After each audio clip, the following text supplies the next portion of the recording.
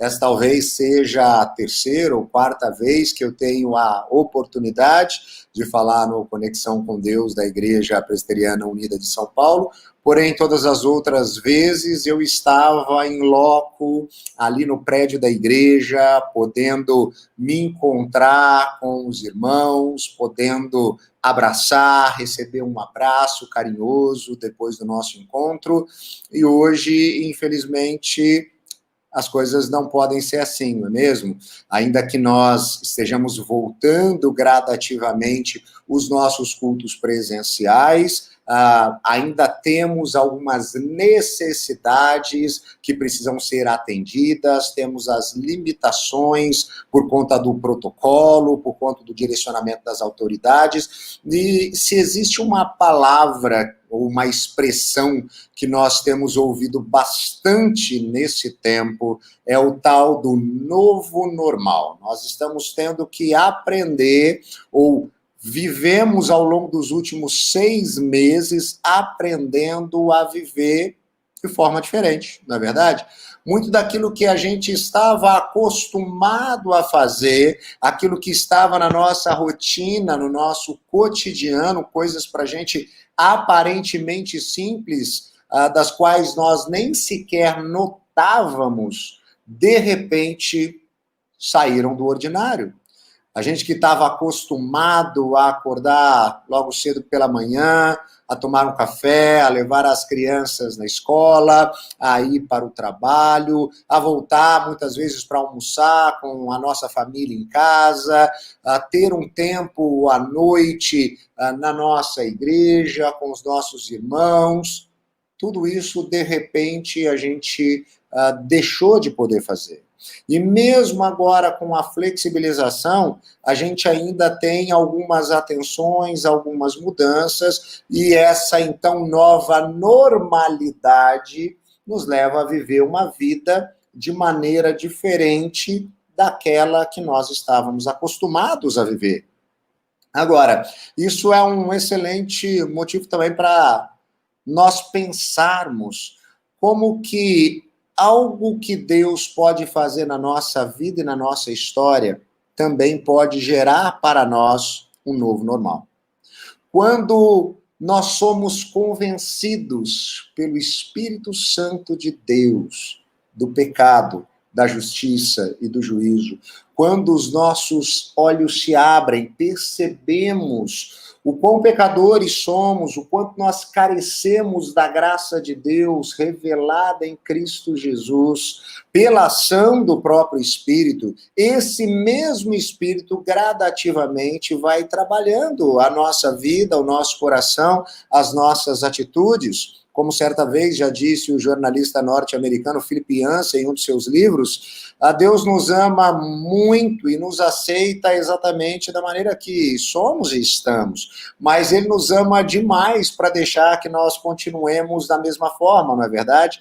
Então Ele vai nos moldando a partir da perspectiva do caráter de Cristo. Então, esse se torna o nosso novo normal. O nosso normal não é mais o velho homem que simplesmente se deixava levar e estava completamente morto em seus delitos e pecados, afundado, contaminado pelo pecado, mas agora que nós somos trazidos por meio de Jesus de volta à vida, nós somos então moldados pelo Espírito Santo para refletir o caráter do próprio Cristo.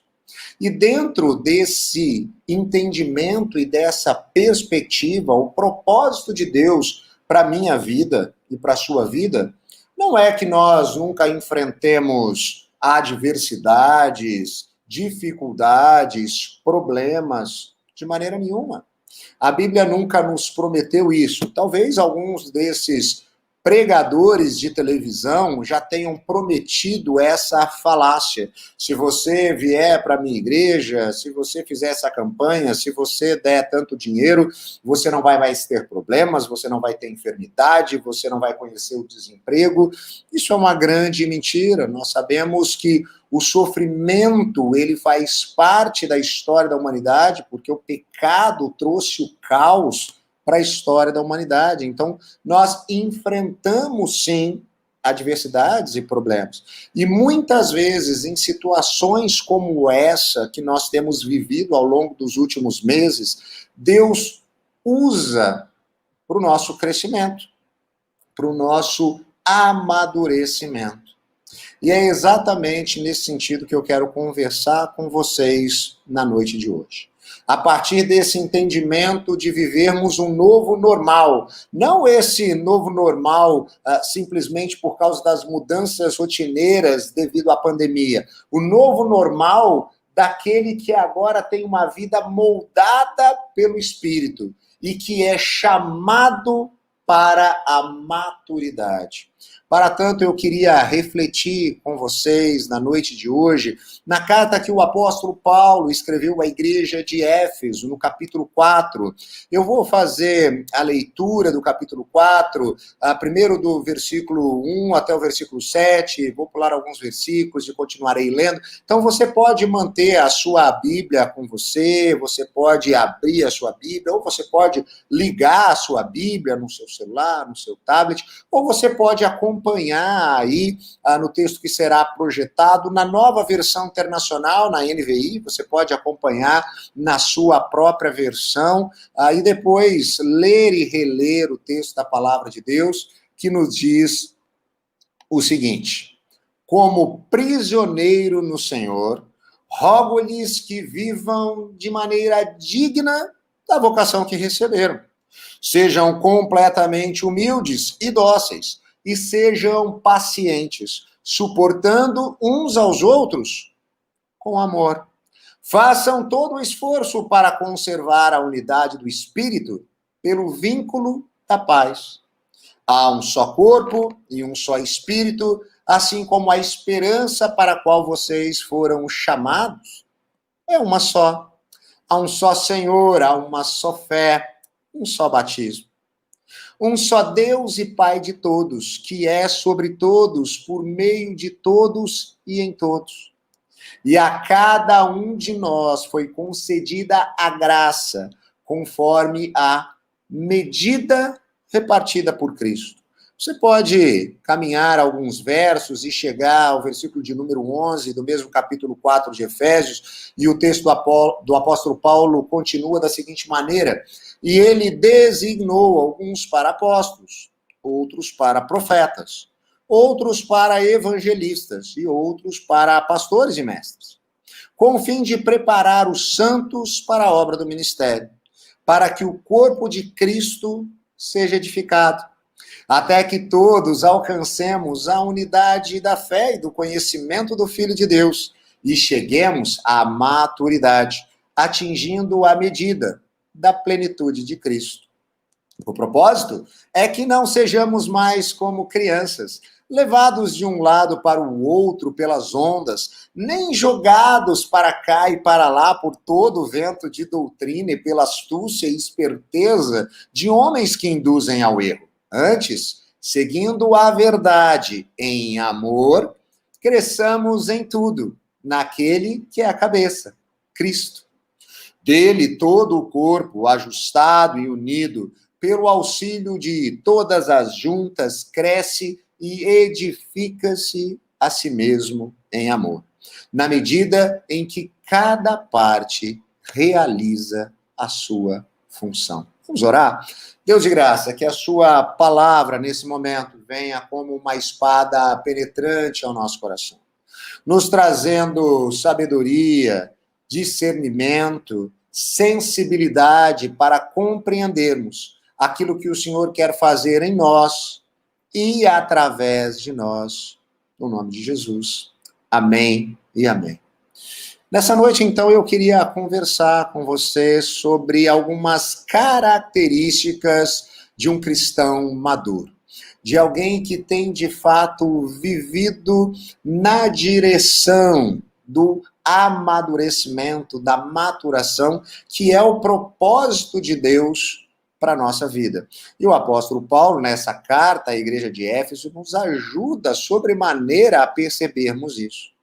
E, dentre as características de um cristão maduro, nós podemos, primeiramente, destacar que ele compreende qual é a sua vocação. É isso que nós percebemos desde o versículo 1.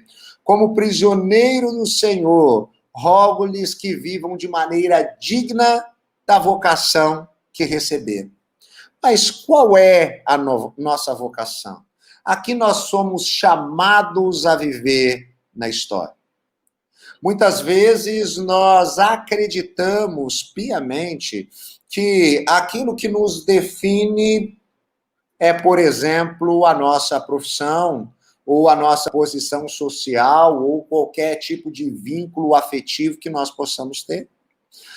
Muitas vezes nós classificamos as pessoas dessa maneira, quando nós vamos nos dirigir a respeito de alguém, nós dizemos quem é ele, quem é ela, e a resposta facilmente pode ser: ele é um professor, ela é uma advogada, ele é um médico, ela é uma contadora, e assim por diante.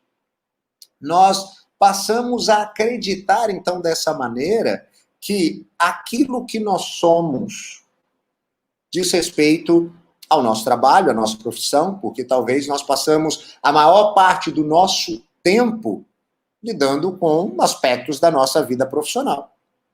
O que, às vezes, a gente não se apercebe é de que essa não é a nossa vocação. A nossa profissão pode até ser um meio para o exercício da nossa vocação, mas ela não é a nossa vocação. Ela não é aquilo que nos define. Ela não é aquilo para o qual nós fomos criados. Mas para compreender a nossa vocação, nós precisamos compreender que somos alvos do amor de Deus, apesar de não merecermos. Apesar de termos virado as costas para Deus, optado pela autonomia e mergulhado no caos, nos percebendo incapazes de sair da grande enrascada na qual nós nos havíamos metido.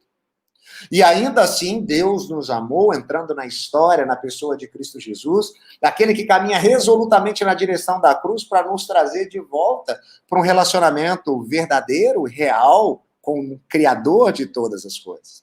Quando nós entendemos essa história, quando o Espírito Santo nos revela isso, quando ele nos convence do pecado, da justiça e do juízo, quando os nossos olhos são abertos, muda também a nossa cosmovisão, a nossa maneira de enxergar o mundo ao nosso redor. Nós passamos a perceber, então, qual é o objetivo, o fim último da nossa existência. E isso nós podemos, inclusive, relembrar da primeira pergunta do nosso velho breve catecismo, que, ao responder ao questionamento qual é o fim principal da existência do ser humano, responde que esse propósito, esse objetivo diz respeito a glorificar a Deus e encontrar prazer no relacionamento com Ele. É para isso que nós vivemos. Nós vivemos para glorificar a Deus, encontrar prazer no relacionamento com Ele e, a partir do entendimento desse relacionamento, transbordar o amor com o qual nós somos amados por Ele, não é verdade? Então, um cristão maduro é aquele que compreende a sua vocação. Um cristão maduro não é aquele que tem uma visão utilitarista de Deus, não é aquele que se relaciona com Deus na base do negócio e enxerga Deus como o gênio da lâmpada do Aladim, que na hora que ele precisar, ele esfrega, Deus aparece, ele faz os pedidos, Deus realiza e pronto. Não, um cristão maduro compreende a sua vocação porque ele sabe quem é, o quão pecador e incapaz é. E ele sabe quem Deus é, o quão poderoso ele é. E assim, a partir desse entendimento, passa a viver para a glória de Deus, passa a viver tendo prazer nesse relacionamento com Deus. Alguém que compreendeu que é alvo do amor de Deus e compreendeu o sacrifício efetivo que Jesus fez por nós naquela cruz. E aí nós podemos dizer que, com todo esse entendimento e com esse amor com o qual ele foi amado por Deus, sabe o que esse cristão maduro faz? ele se esforça para viver em paz. E esse é um segundo aspecto que nós podemos destacar, uma segunda característica. Um cristão maduro é alguém que se esforça para viver em paz. Olha o que nós lemos nos versículos 2 e 3 do capítulo 4 de Efésios. Sejam completamente humildes e dóceis. Sejam pacientes, suportando uns aos outros com amor.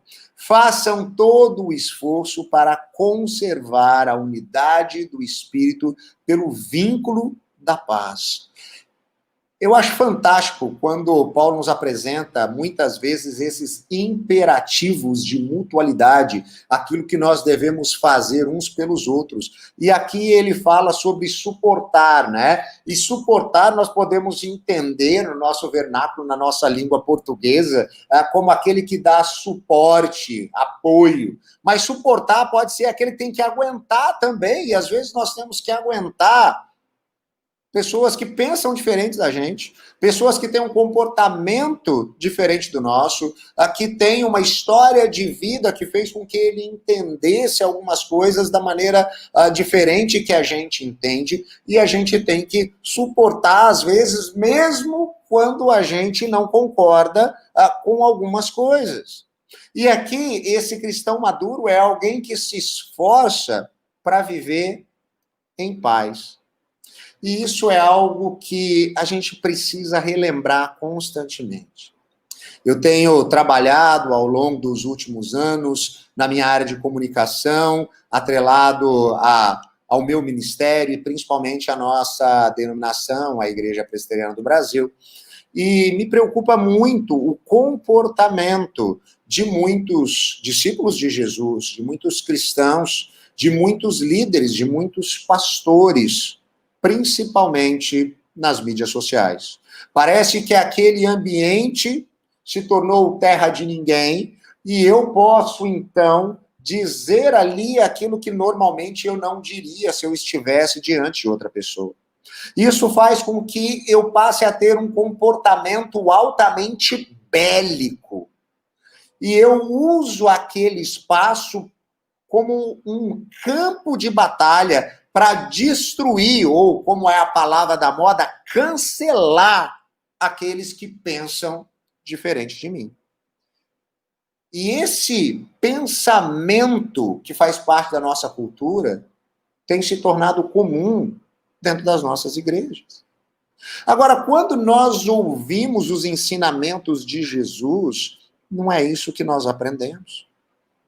No seu conhecido Sermão do Monte, quando ele fala das bem-aventuranças, quando ele diz que plenamente felizes são, e aí ele passa a descrever, né, o perfil, as características do cidadão do reino dos céus, ele diz que bem-aventurados são os pacificadores, literalmente os construtores da paz.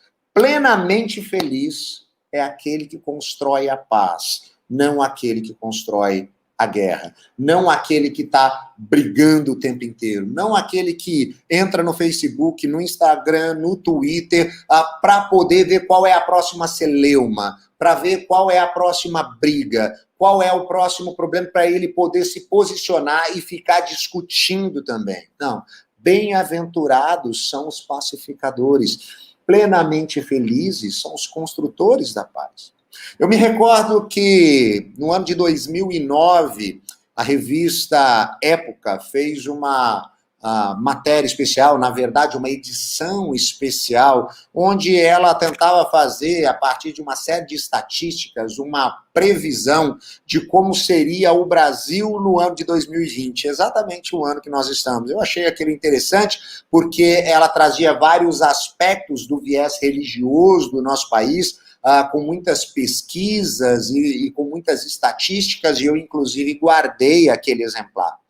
E era interessante porque uma das coisas que ali eram apontadas é que, pelo crescimento que se dava naquele momento do número de evangélicos no Brasil, provavelmente o ano de 2020 seria o que eles chamavam de um ano da virada.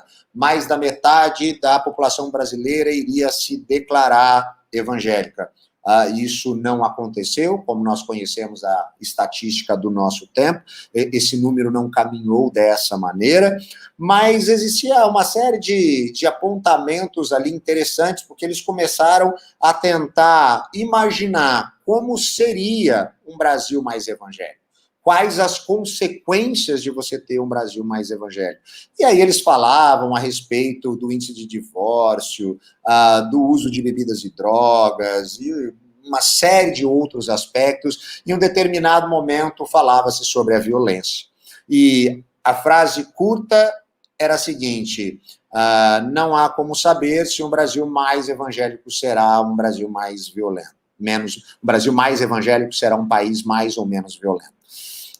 E é interessante nós pensarmos nessa perspectiva, porque se nós estamos falando de verdadeiros discípulos e discípulas de Jesus, e Jesus é o príncipe da paz, o que nós deveríamos, de fato, ter convicção é que um Brasil com verdadeiros discípulos e discípulas de Jesus cristãos maduros é, sim, uma diminuição significativa no índice da violência.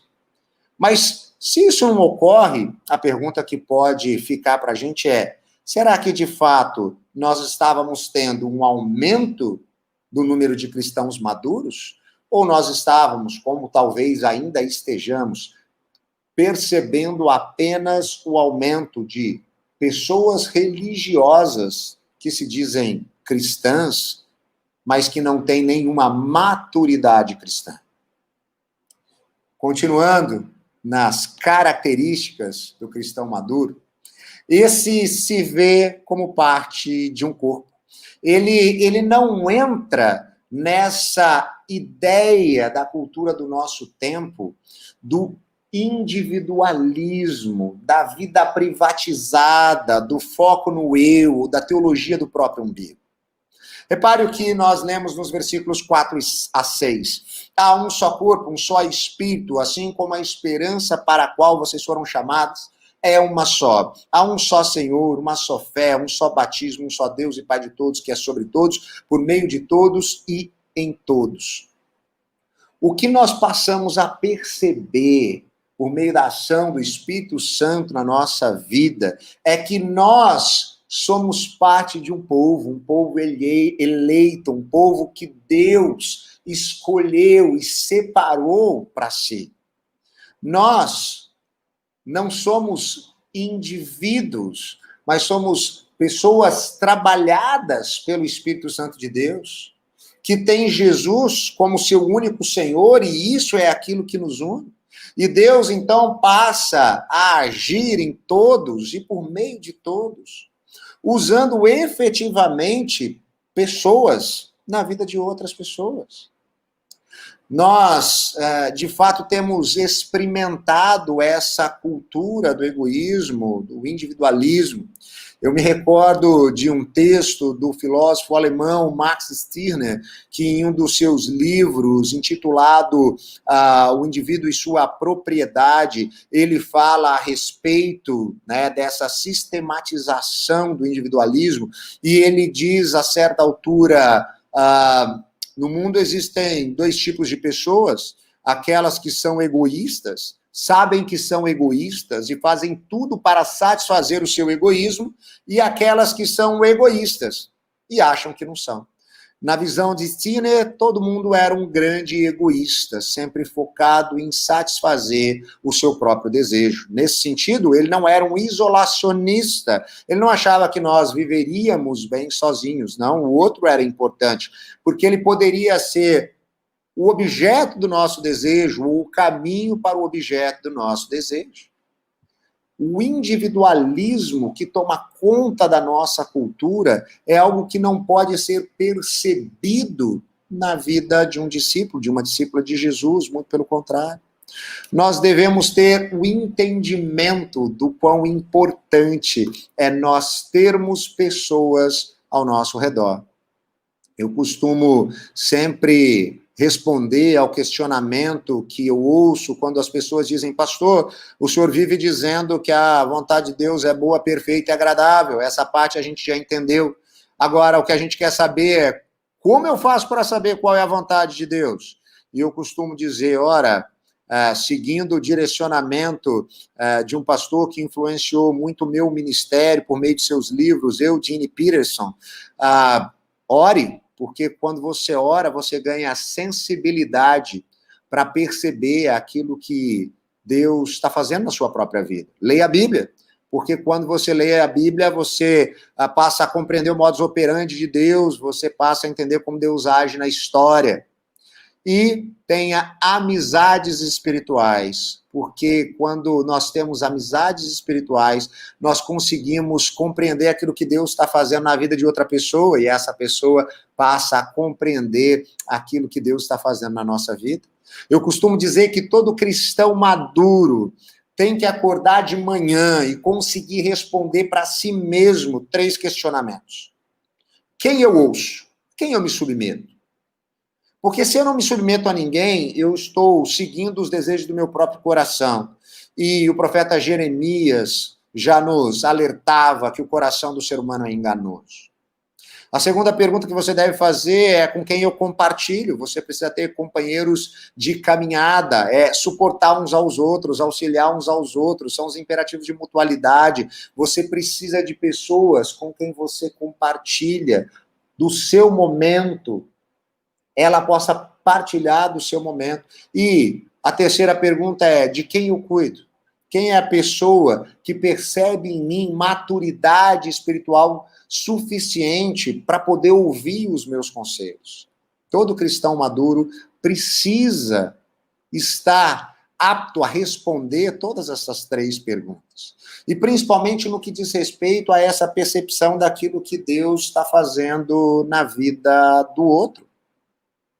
Eu me recordo de quando o meu filho mais velho, o Gael, nasceu, e eu então estava na sala de parto, ao lado da minha esposa Aline, ela estava ali deitada naquela cama de hospital, e ela tinha uma visão muito limitada do que estava acontecendo, dos passos dos médicos, mas eu estava de pé do lado dela, segurando na mão dela, e eu tinha uma visão muito mais efetiva e ampla do que acontecia no próprio corpo dela, do que ela mesma deitada olhando para cima.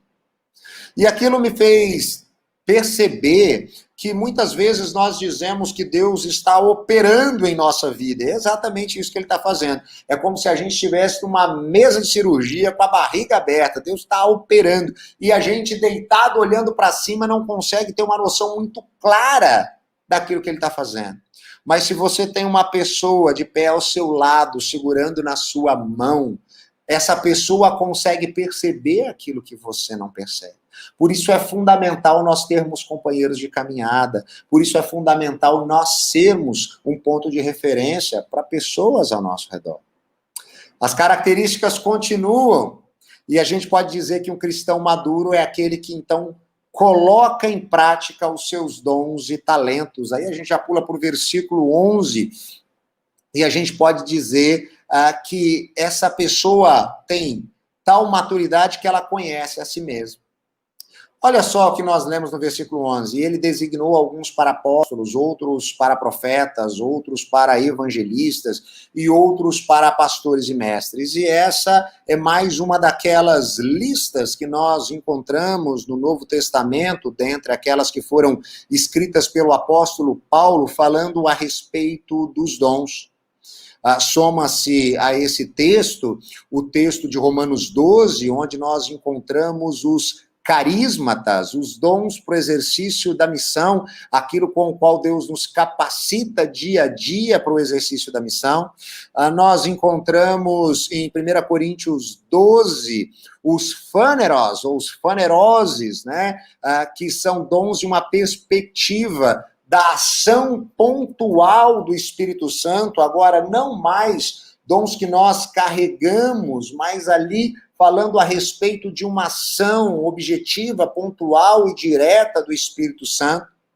E aqui no texto de Efésios nós encontramos o apóstolo Paulo nos referindo sobre as doreias, dons na administração da liderança. E aqui ele nos faz perceber como existem pessoas diferentes. E ele está querendo levar aquelas pessoas a perceberem que dentro do contexto dela, da ação da liderança, do exercício da liderança, existem pessoas diferentes umas das outras. E a gente consegue perceber isso dentro do universo da nossa comunidade local. Você percebe isso na junta diaconal, por mais que você tenha ali diáconos com dons, com carismatas, né?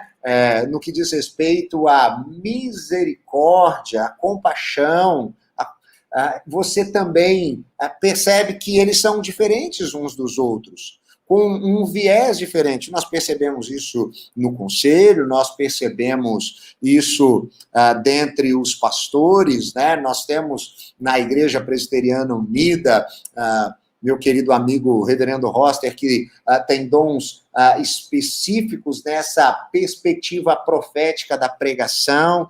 Nós temos pessoas como o pastor Camargo, com um grande coração e com dons específicos e claros nesse cuidado pastoral. E se a gente for pensar em outros pastores, em outros líderes, em outras pessoas, a gente vai perceber essa diversidade.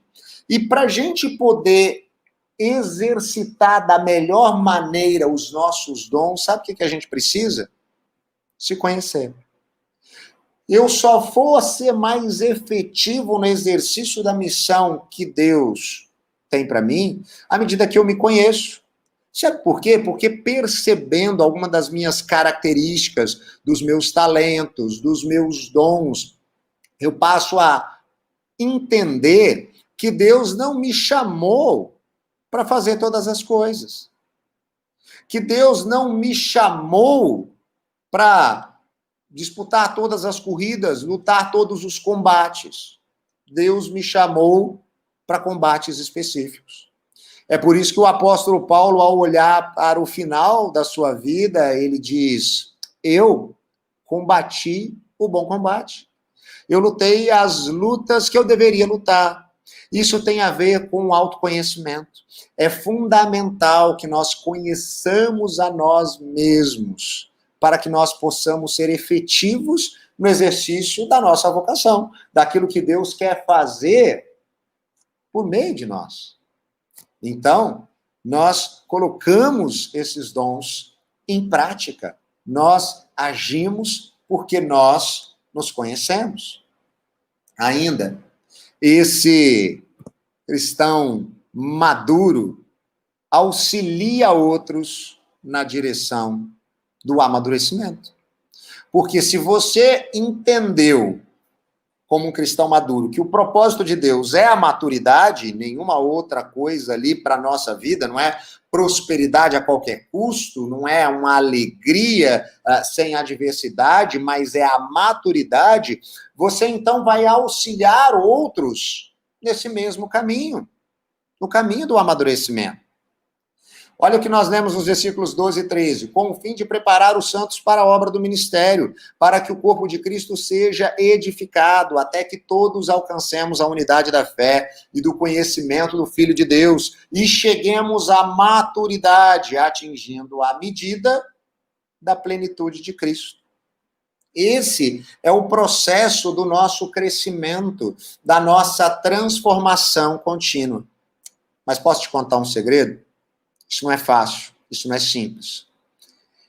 Mais uma vez, lembrando de uma história pessoal envolvendo o meu filho mais velho, ele, em um determinado momento da vida, quando ele tinha, 4, 5, 6 anos, ele começou todas as tardes a reclamar que ele estava sentindo dores na perna, e eu e minha esposa, pais de primeira viagem, preocupados com aquilo, começamos então a investigar e fomos até a pediatra. Doutora, o que está acontecendo? Porque meu filho tem dores, e ela rindo disse para a gente: pai, mãe, pode ficar tranquilo, ele está crescendo, os ossos dele estão crescendo. E ela me disse algo que eu nunca mais esqueci. Ela disse: crescer dói. E não é que ela tinha razão? Crescer dói. E se crescer em estatura, fisicamente dói, você pode imaginar o quanto dói crescer emocionalmente e espiritualmente? Dói muito, não é mesmo? Por isso que momentos como esse que nós temos vivido, de plena adversidade, de insegurança, de incerteza, medo que nós temos por conta dos aspectos da saúde, por causa dos aspectos da economia do nosso país, tudo isso contribui para o nosso crescimento, para o nosso amadurecimento emocional e espiritual. E esse é o nosso papel, é auxiliar pessoas nesse caminhar. Eu costumo dizer algo por onde eu passo que muitas vezes choca algumas pessoas dentro das igrejas. Eu sempre costumo dizer que eu não oro com ninguém, eu não aconselho ninguém e eu não visito ninguém porque eu sou um pastor. Eu faço mesmo. Eu faço isso não porque eu sou um pastor. Eu faço isso porque eu sou um discípulo de Jesus. E um discípulo de Jesus maduro, ora, aconselha, visita. Ah, mas então, para que a gente precisa do pastor? Qual é o seu papel, pastor? Se ele não é o de aconselhar, se ele não é o de visitar, se ele não é o de orar. Ué, o meu papel é preparar os santos de Deus para que eles possam visitar, orar e aconselhar. Não é isso que nós lemos aqui? Dentro desse processo do amadurecimento, e a gente tem a expectativa de que o pastor, os presbíteros, os diáconos sejam cristãos maduros, então eles estão aptos a preparar outros para a obra do ministério. É esse o nosso papel. Como cristãos maduros, conduzir outros ao amadurecimento. Agora, isso não é simples assim, porque nós precisamos, para preparar pessoas, de conteúdo. E aí a gente chega em uma outra característica. Um cristão maduro, ele tem profundidade teológica. Olha o que nós encontramos no versículo 14. O propósito é que não sejamos mais como crianças, levados de um lado para o outro pelas ondas, nem jogados para cá e para lá por todo o vento de doutrina e pela astúcia e esperteza de homens que induzem ao erro. Um discípulo e uma discípula de Jesus que tem maturidade não ficam na superficialidade. Ele busca crescer em conhecimento para poder desenvolver discernimento. Porque senão, se a gente fica só na superficialidade, sabe o que vai acontecer? A gente vai ser jogado para lá e para cá, e para lá e para cá. E na primeira adversidade, na primeira pandemia, na primeira reclusão, na primeira quarentena, sabe o que vai acontecer? Você vai questionar a sua fé. Você vai questionar a Deus. Você vai ter dificuldades de crer. Por quê? Porque você tem uma fé rasa, porque o seu conhecimento é raso. Você vai questionar a Deus em alguns momentos, até mesmo que diz respeito ao caráter dele, porque você conhece pouco a ele. Em meio ao sofrimento e momentos adversos como esses que nós temos vivido, é comum emergirem alguns questionamentos, como o que foi levantado certa vez pelo filósofo escocês David Hume, que disse que em meio à miséria, à dor, às catástrofes, o sofrimento, as pandemias, das duas uma. A gente diz que Deus é bom e poderoso, talvez ele seja bom, mas ele não seja poderoso. Ele até queria fazer algo para resolver o problema do mundo, mas ele simplesmente não pode, ele não tem tanto poder assim. Ou a outra coisa, dizia Hume, talvez ele seja poderoso, mas ele não seja bom. Então ele até poderia resolver o problema do mundo, mas ele simplesmente não faz. E aí, o que a gente começa a fazer? A gente começa a olhar para a perspectiva do sofrimento a partir do caráter de Deus. Agora, se nós temos profundidade teológica, se nós conhecemos a Deus a partir da sua palavra revelada, sabe o que acontece? A gente passa a entender que o problema do sofrimento não tem nada a ver com o caráter de Deus.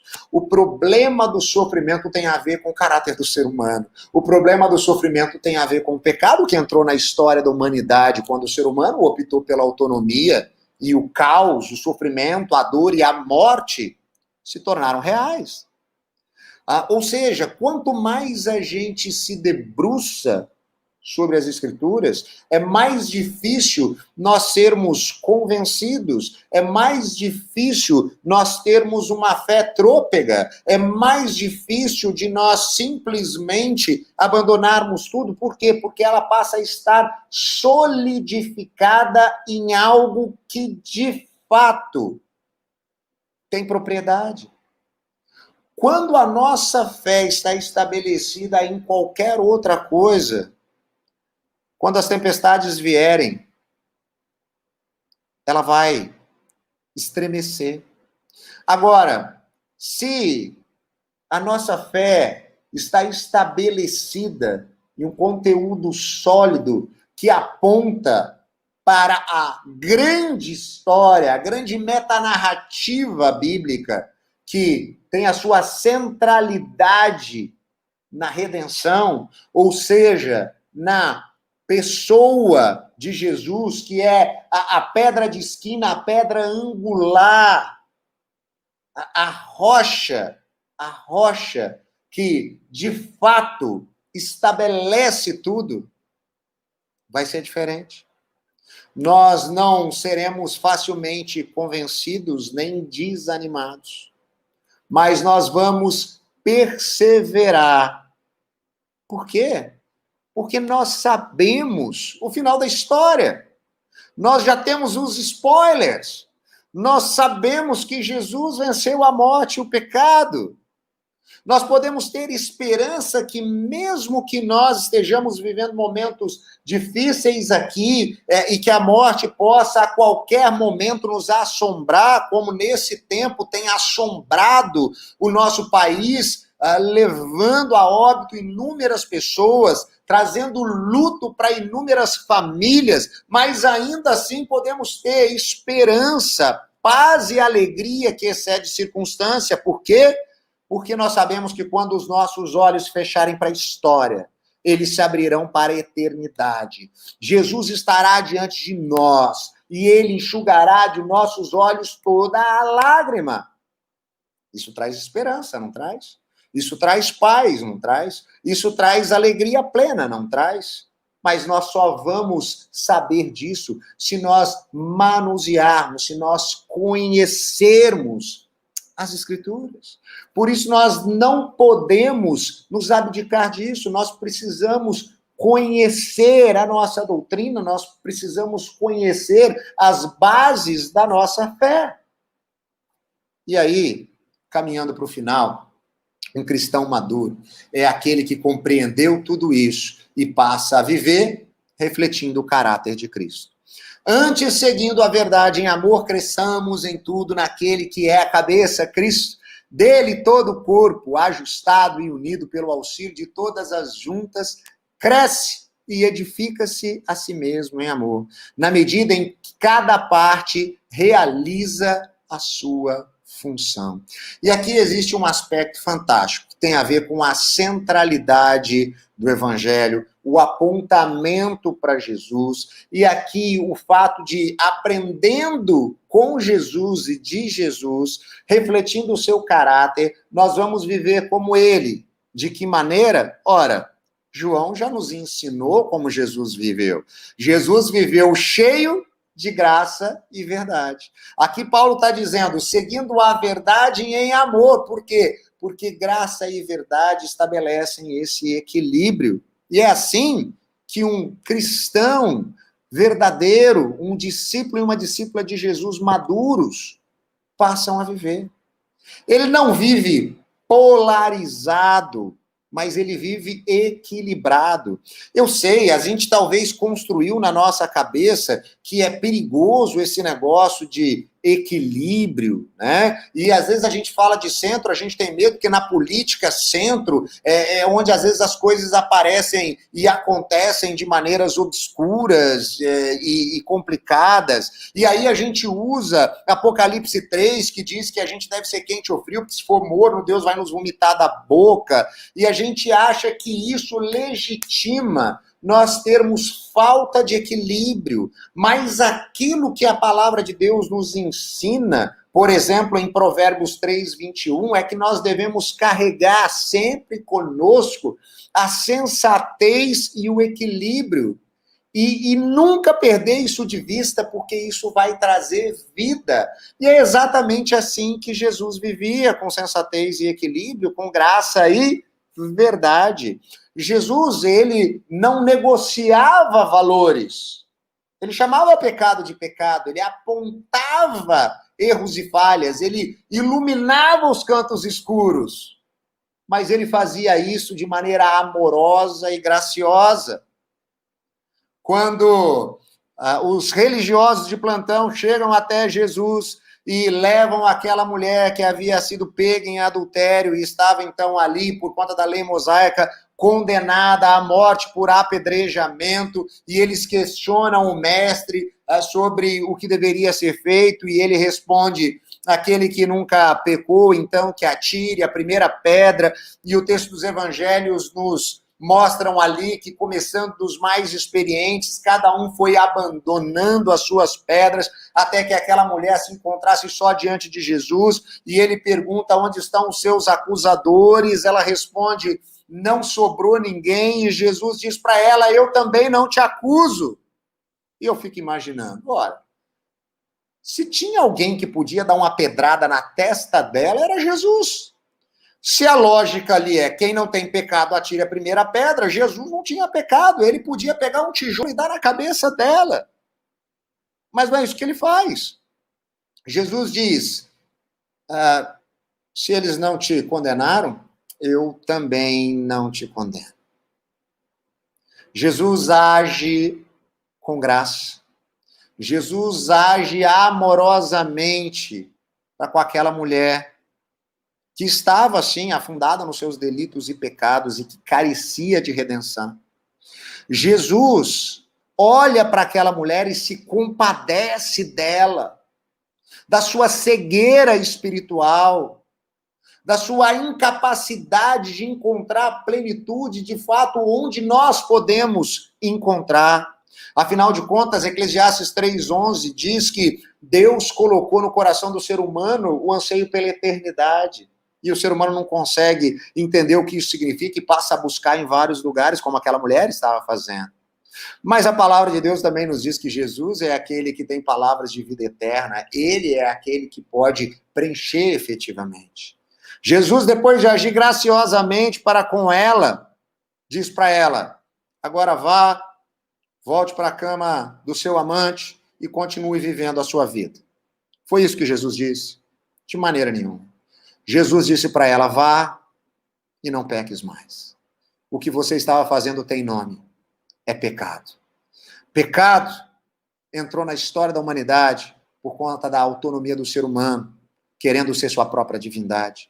Pecado é aquilo que afasta o Criador e a criatura. Pecado é aquilo que traz a morte, a dor, o sofrimento e o caos. Pecado é o que faz parte da sua realidade, é o que Jesus está dizendo para ela. E você precisa abandonar. Você precisa largar disso. E sabe de uma coisa? É impossível largá-lo, vencê-lo, ser justo acima dele, porque não há nenhum justo sequer, a não ser que você seja justificado, feito justo, que é o que Jesus faria ao morrer na cruz, por mim e por você. Nesse sentido, ele nos ensina que é necessário vivermos cheios de graça e de verdade. Jesus age graciosamente, mas ele não deixa de lado a verdade. Ele aponta os erros e as falhas. Da mesma maneira, eu e você, quando nos tornamos cristãos maduros, não vamos simplesmente sair apontando por aí os erros das pessoas.